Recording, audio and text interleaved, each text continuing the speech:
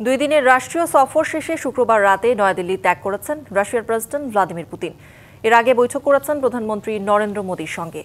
রুশ প্রেসিডেন্টের এই সফরের মূলে ছিল বাণিজ্য।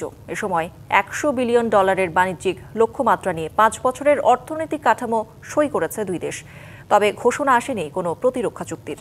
দুদিনের ভারত সফরে বৃহস্পতিবার সন্ধ্যায় দিল্লি পৌঁছান রাশিয়ার প্রেসিডেন্ট ভ্লাদিমির পুতিন। সেখানে তাকে স্বাগত জানাতে প্রটোকল ভেঙে হাজির হয়েছিলেন ভারতের প্রধানমন্ত্রী নরেন্দ্র মোদী। এরপর কিছু আনুষ্ঠানিকতা এবং রাষ্ট্রপতি ভবনের নৈশভোজ শেষে দিল্লির হায়দ্রাবাদ হাউজে 23তম ভারত রাশিয়া শীর্ষ বৈঠকে যোগ দেন দুই নেতা।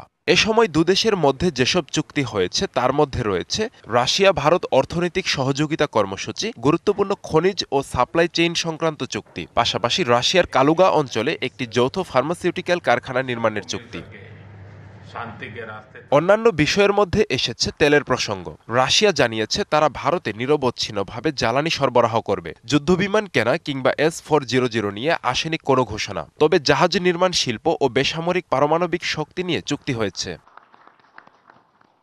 $100 বিলিয়ন বাণিজ্যিক লক্ষ্যমাত্রা নিয়ে 5 বছরের অর্থনৈতিক কাঠামো সই করেছে ভারত রাশিয়া। তাছাড়া জাহাজ নির্মাণ সহ নাবিক প্রশিক্ষণ, নতুন শিপিং লেন, ভিসামুক্ত ভ্রমণ, গুরুত্বপূর্ণ খনিজ ও অন্যান্য আরও বিষয়ে চুক্তি সই হয়েছে।